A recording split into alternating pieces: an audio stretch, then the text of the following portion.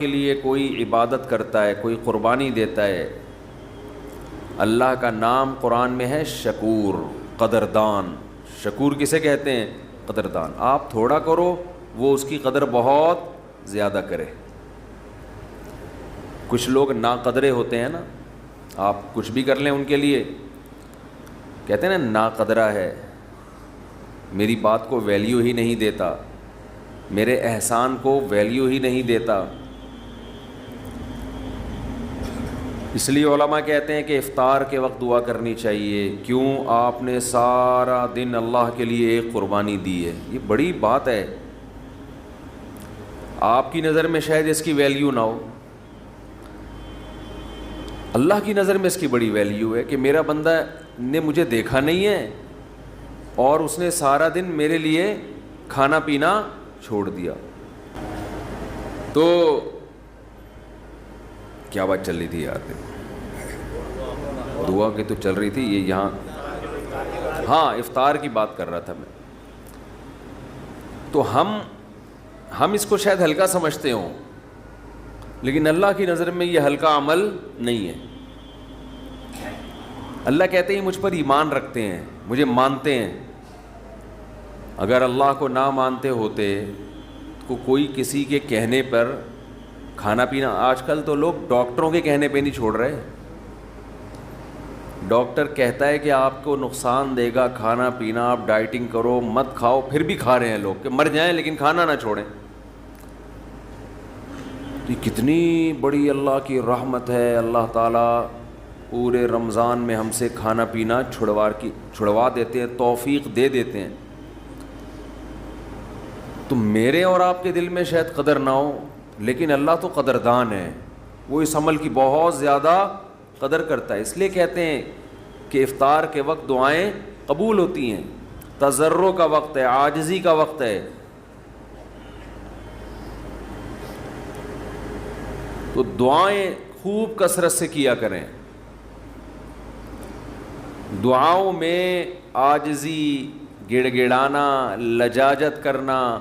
نبی صلی اللہ علیہ وسلم نے فرمایا دعا رو کے مانگو، اور رونا نہ آئے تو رونے جیسی صورت بنا لو،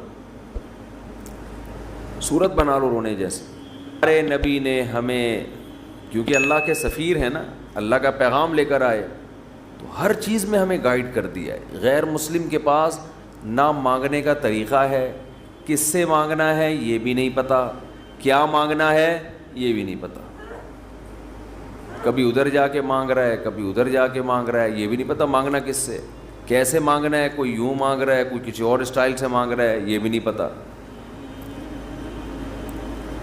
کون سے ٹائم پہ مانگنا ہے جس میں قبولیت کا امکان زیادہ ہے، یہ بھی نہیں پتہ۔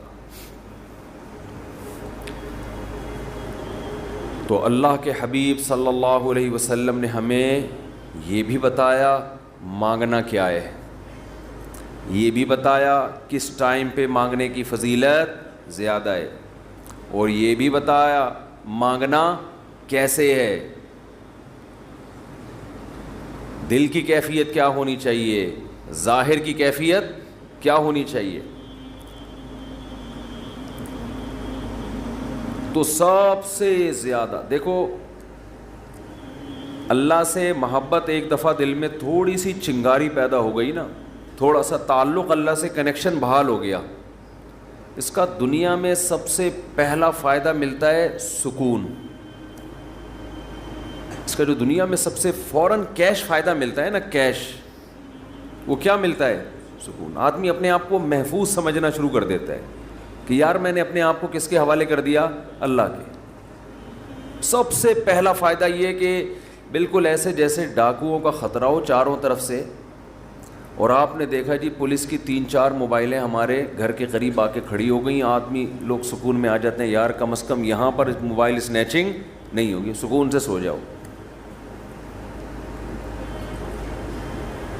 تو جب انسان اللہ سے مانگتا ہے اور اپنے آپ کو اللہ کے حوالے کرتا ہے، اور اللہ تعالیٰ نے مانگنے میں کوئی شرطیں نہیں لگائیں، یہ بڑی زبردست بات ہے۔ کوئی شرطیں نہ کہ یہ والے قوائف پورے کرو گے تو پھر مجھ سے مانگو، ورنہ تمہیں مانگنے کی اجازت نہیں ہے۔ کوئی چرسی ہے تو جب تک چرس نہیں چھوڑے گا مجھ سے مانگ نہیں سکتا. کوئی بے نمازی ہے تو جب تک نمازی نہیں بنے گا مجھ سے مانگ نہیں سکتا. اللہ کہتے ہیں مجھ سے یہی مانگ لو, یہی مانگ لو, اللہ میں بے نمازی ہوں, مجھے کیا بنا دے, نمازی بنا دے. جو چیز نہیں ہے وہی مانگو اللہ تعالیٰ سے. شریعت نے اجازت دی اتنا بھی نہیں کر پاتے, تو اس لیے ہمارے نبی نے دعا سکھائی, اللہم اقسم لنا من خشیتک ما تحول به بیننا وبین معصیتک. یہ میں مناجات مقبولہ کی دعاؤں کا ایک تھوڑا سا تعارف پیش کر رہا ہوں آپ کے سامنے کہ کتنی پیاری دعائیں ہیں. اے اللہ ہمیں اتنا خوف اپنا دے دے جو ہمارے اور تیری نافرمانی کے درمیان آڑ.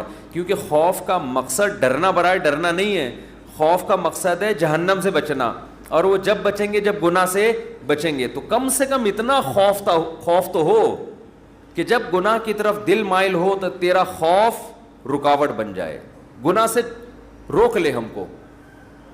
وَمِن طَاعَتِكَ مَا تُبَلِّغُنَا بِهِ جَنَّتَكَ, اپنی اطاعت کا اتنا جذبہ دے دے جو ہمیں جنت تک پہنچا دے. کیا ہو گیا بھائی؟